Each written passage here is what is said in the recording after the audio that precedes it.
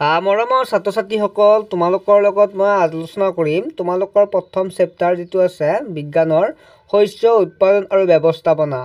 এই পাঠটোৰ প্ৰশ্ন উত্তৰখিনি আমি আলোচনা কৰিম। ছাত্ৰ ছাত্ৰীসকল, তোমালোকে চেনেলটো ছাবস্ক্ৰাইব কৰি ল'বা, কিয়নো আমি এনেধৰণৰ ভিডিঅ' তোমালোকৰ উপকৃত হোৱা যিবিলাক পাঠৰ ভিডিঅ'বিলাক আমি আপলোড কৰিম। ছাত্ৰ ছাত্ৰীসকল, 1 নম্বৰটো আছে তলত দিয়া তালিকাৰ পৰা শুদ্ধ উত্তৰটো বাছি উলিওৱা আৰু খালী ঠাই পূৰ কৰা। ইয়াত কি কি আছে? উপঙি আছে, পানী, শস্য, পোষক আৰু দ্ৰব্য। এইকেইটা যিকেইটা আছে এই যেনে উপঙি, পানী, শস্য, এইকেইটা আমাৰ খালী ঠাইখিনিত বহুৱাব লাগিব উপযুক্তভাৱে কোনটো হয়। প্ৰথমটো আছে একেবিধ উদ্ভিদ এখন ঠাইৰ পৰা ঠাইত অধিক পৰিমাণে গজালে বা খেতি কৰিলে তাক ডেছ বুলি কোৱা হয়। যদি আমি একেবিধ উদ্ভিদ এখন ঠাইত অধিক পৰিমাণে গজালে বা খেতি কৰিলে তাক কি বুলি কওঁ? শস্য বুলি কওঁ। কাৰণ ধান আমি ধানবিলাক কি কৰোঁ?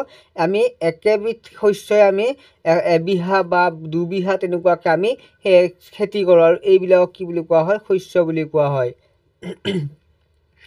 6 নম্বৰটো হৈছে শস্য সিঁচাৰ আগতে মাটিডৰা ডেছ হয়। আমি যেতিয়া শস্য সিঁচোৱা হয়, অৰ্থাৎ যেতিয়া আমি ধান খেতি কৰিব লাগে, তাৰ আগত আমি কি কৰিব লাগে? মাটিখিনি চহাব লাগে। গতিকে উত্তৰটো হ'ব শস্য সিঁচাৰ আগতে মাটিডৰা চহোৱা হয়।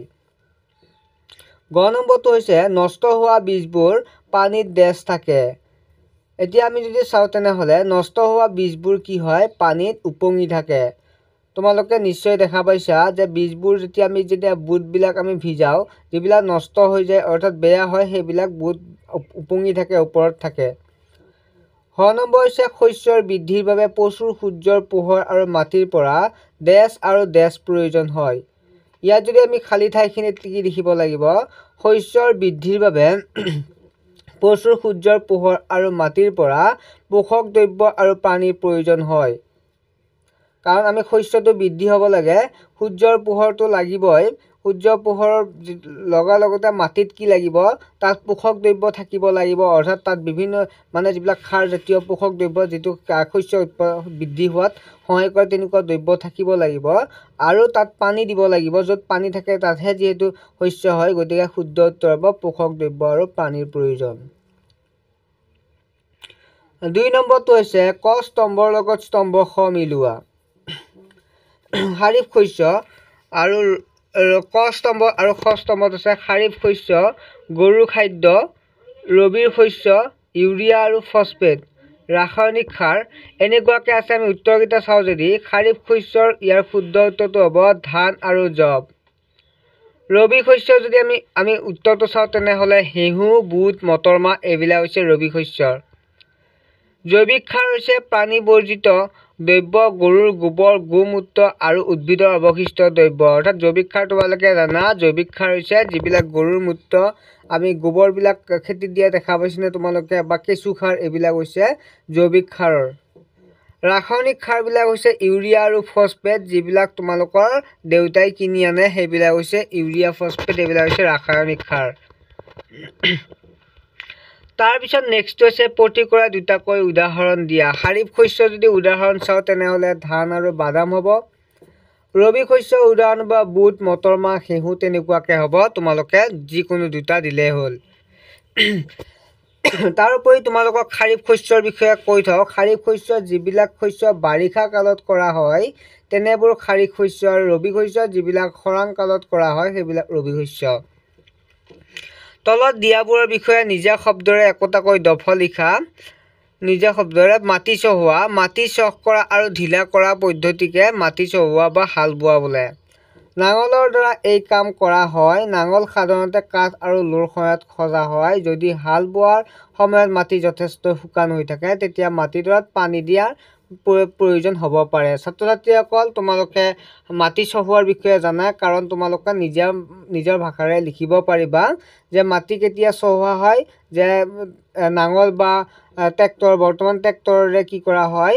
মাটি চহোৱা হয়, যাতে মাটিখিনি ঢিলা হয় আৰু তাত শস্যবিলাক গজিব পাৰে। বীজ সিঁচা মানে হৈছে ই এটা শস্য উৎপাদনৰ আটাইতকৈ প্ৰয়োজনীয় কাম। বীজ সিঁচাৰ আগতে উন্নত জাত বীজ বাছি ল'ব লাগে। উন্নত জাতৰ বীজ সাধাৰণতে চাফাকৈ ৰখা বা নিৰোগী ভাল সঁচৰ পৰা গোটোৱা হয়। খেতিয়কে সাধাৰণতে অধিক উৎপাদনক্ষম বীজহে নিৰ্বাচন কৰে। বীজ সিঁচা মানে তোমালোকে গম পাইছা যে বীজবিলাক কি কৰা হয়, বীজ সিঁচা মানে হৈছে সেইবিলাক যেনেকুৱা আমি কঠীয়াবিলাক প্ৰস্তুত কৰে তেনেকুৱাকৈ বীজ সিঁচা বুলি কোৱা হয়। বীজ সিঁচাৰ আগতে যে বীজবিলাক ভালনে বেয়া সেইটো চাই লোৱা হয় যাতে উৎপাদনশীল বীজ পোৱা যায়। নেক্সট হ'ল বনবাদ নিৰুৱা। অপতৃণ আঁতৰোৱাক বনবাদ নিৰুৱা বোলে। যিহেতু অপতৃণবোৰ শস্যৰ পানী, পোষক দ্ৰব্য আৰু পোহৰৰ আৱশ্যক হয়, সেইবাবে অপতৃণ নিৰুৱা প্ৰয়োজন। মানে বনবাদ নিৰুৱা মানে হৈছে যে কি হয়, খেতিবিলাকত তোমালোকে দেখা পাইছা কিছুমান অপতৃণ অৰ্থাৎ অলাগতিয়াল কিছুমান উদ্ভিদ গজি উঠে। এই অলাগতিয়াল উদ্ভিদবিলাক আমাৰ যিবিলাক আমি তাত থকা যিবিলাক শস্যবিলাকে লাভ কৰিব পৰা যিবিলাক পোষক দ্ৰব্য, তাৰপিছত এইবিলাক পানী বা আমি যে সাৰ প্ৰয়োগ কৰোঁ এইবিলাক সেই উদ্ভিদবিলাকে সিহঁতে লৈ লয় আৰু যিটো আমি শস্য উৎপাদনৰ কাৰণে প্ৰয়োজন দিছিলোঁ শস্যখিনি কি কৰে সঠিক পৰিমাণে নাপায় যিখিনি পোষক দ্ৰব্য বা পানী, আৰু যাৰ ফলত শস্যখিনি ভাল নহয়। আমি আশা কৰা মতে খেতিয়কে আশা কৰা মতে পাব নোৱাৰে আৰু সেইবাবে বনবাদবিলাক কি কৰিব লাগে তাৰ পৰা বা অপতৃণবিলাক তাৰ পৰা নিৰুৱাব লাগে, অৰ্থাৎ তাৰ পৰা আঁতৰ কৰিব লাগে। নেক্সট হৈছে মৰণা মৰা। তোমালোকে দেখাই পাইছা যে খেতিখিনি চপোৱাৰ পিছত সেই খেতিৰ পৰা শীষ আৰু গা গছৰ পৰা আমি যিখিনি গুটি ধানখিনি আঁতৰাবৰ বাবে কি কৰা হয়, গৰু বা ট্ৰেক্টৰে সেই বীজসমূহ আঁতৰোৱাৰ বাবে যি পদ্ধতি ব্যৱহাৰ কৰা হয় সেই পদ্ধতিকে মৰণা মৰা বুলি কোৱা হয়। যেনে গৰু, ম'হ, ট্ৰেক্টৰৰ দ্বাৰা মৰণা মৰা হয়। তোমালোকে এইবিলাক নিজে লিখিব পাৰিবা, জাষ্ট তোমালোকে বুজি পালে হ'ল। 5 নম্বৰ হৈছে জৈৱিক সাৰৰ লগত ৰাসায়নিক সাৰৰ পাৰ্থক্য কি বৰ্ণনা কৰা। ৰাসায়নিক সাৰ কাৰখানাত প্ৰস্তুত কৰা হয়, কিন্তু জৈৱিক সাৰ ঘৰত বা পথাৰত প্ৰস্তুত কৰিব পাৰি।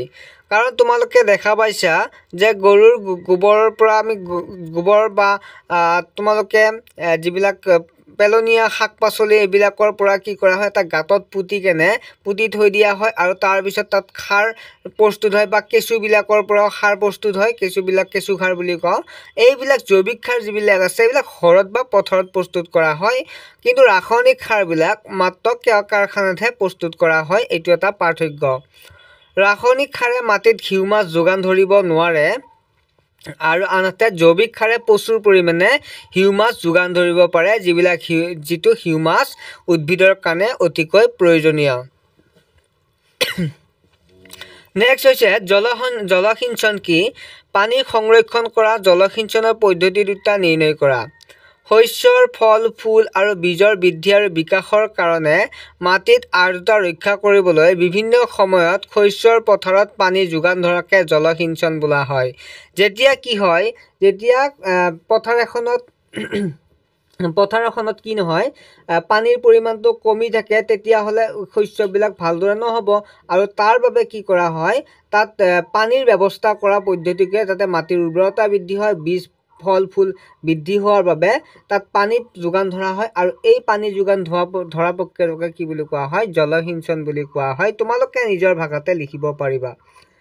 এতিয়া ব্যৱহৃত মুখ্য পদ্ধতিসমূহ যদি চাওঁ তেনেহ'লে পানী ছটিওৱা ব্যৱস্থা। পানীৰ পৰিমাণ কম থকা অসমান ভূমিত এই ব্যৱস্থা অতি প্ৰয়োজনীয় উপযোগী। য'ত কি হয় পানী নাই সেইবিলাকত কৰা হয়। পানী অহাৰ মূল নলীডাল এটা নিৰ্দিষ্ট দূৰত ব্যৱধানত আগমূৰটো ঘূৰ্ণনশীল বিন্ধা থকা নলী লম্বভাৱে লগোৱা হয়। পাম্পৰ চাপযুক্ত পানী যেতিয়া মূল নলীয়েদি প্ৰবাহিত হয় তেতিয়া ঘূৰ্ণনশীল বিন্ধাৰে পানী জোৰেৰে ওলাই যায়। বৰষুণৰ পানীৰ দৰে শস্যৰ ওপৰত পানী ছিটিকনি পৰে আৰু পানী ছটিওৱা পদ্ধতি বালিয়া মাটিৰ বাবে অতি উপযোগী হয়।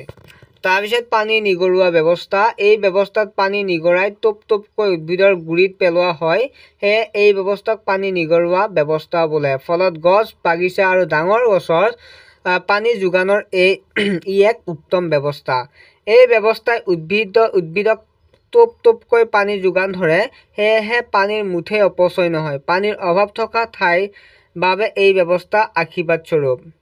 নেক্সট হৈছে 7 নম্বৰটো, বৰ্ষা ঋতুত যদি ঘেঁহু সিঁচা হয় তেতিয়া কি হ'ব আলোচনা কৰা। ঘেঁহু হ'ল শীতকালত কৰা ৰবি শস্য। ৰবি শস্যৰ বাবে পানীৰ আৱশ্যক কম। আনহাতে বাৰিষা কালত খাৰিফ শস্য কৰা হয়। বাৰিষাত যথেষ্ট পৰিমাণে বৰষুণ হয়। ঘেঁহুৰ শস্যৰ বাবে যথেষ্ট পৰিমাণৰ পানীৰ প্ৰয়োজন নহয়। পানী থকা ঠাইত ঘেঁহু খেতি কৰা নাযায়, সেয়েহে বৰ্ষা ঋতুত ঘেঁহু খেতি কৰিব পৰা নাযায়। নিশ্চয় তোমালোকে বুজি পালা যে বৰ্ষা ঋতুত যদি ঘেঁহু সিঁচা হয় তেতিয়া কি হ'ব, কাৰণ বৰ্ষা ঋতুত যিহেতু পানী বেছি পৰিমাণ থাকে, বেছি পৰিমাণ থাকিলে ঘেঁহু খেতি কৰিব নোৱাৰে, কাৰণ বৰ্ষা ঋতুত ঘেঁহু শস্য কৰা নহয়, ধান জাতীয় শস্যবিলাক কৰা হয় যিবিলাক, কিন্তু ঘেঁহু শস্য শীতকালত কৰা হয়, যিটো পানী কম আৱশ্যক হয়। সেই পানীখিনি যদি আকৌ বেছি যিহেতু বাৰিষা কালত বেছি পানী থাকে, গতিকে ঘেঁহুটো নহয়। তোমালোকে নিশ্চয় বুজি পাইছা। নেক্সট হ'ল 8 নম্বৰটো, একেলেঠাৰিৰে শস্য উৎপাদন কৰিলে মাটিডৰাত কেনে প্ৰভাৱ পৰিব। যদি একেলেঠাৰিৰে উৎপাদন কৰিলে মাটিডৰাত শস্যৰ বাবে প্ৰয়োজনীয় পোষক দ্ৰব্য পৰিমাণ কমি যাব। পোষক দ্ৰব্যবোৰ শস্যৰ বৃদ্ধিৰ বাবে অতি প্ৰয়োজন। পোষক দ্ৰব্যৰ পৰিমাণ কমি গ'লে শস্যৰ বৃদ্ধি আৰু বিকাশ পোষক দ্ৰব্যৰ পৰিমাণ কমি গ'লে শস্যৰ বৃদ্ধি আৰু বিকাশ ভাল নহয়। ঠিক আছে, নহয়তো মই দিয়া নগ'ল, নহয় বুলি দিবা। ঠিক আছে।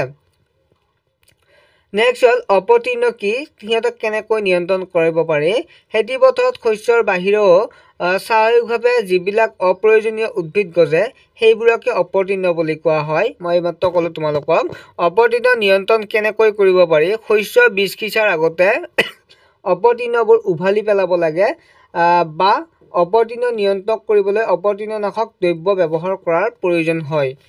নিশ্চয় তোমালোকে বুজি পালা। ছাত্ৰ ছাত্ৰীসকল, তোমালোকে এনেধৰণে ক্লাছবিলাক পাবৰ বাবে, প্ৰশ্ন উত্তৰ পাবৰ বাবে চেনেলটো ছাবস্ক্ৰাইব কৰি ৰাখিবা, আৰু লগতে 2-এজন বন্ধুক যিমান পাৰা শ্বেয়াৰ কৰিবলৈ একেবাৰে নাপাহৰিবা। নেক্সট এটা ক্লাছত লগ পাম তোমালোকক। আজিলৈকে বাই।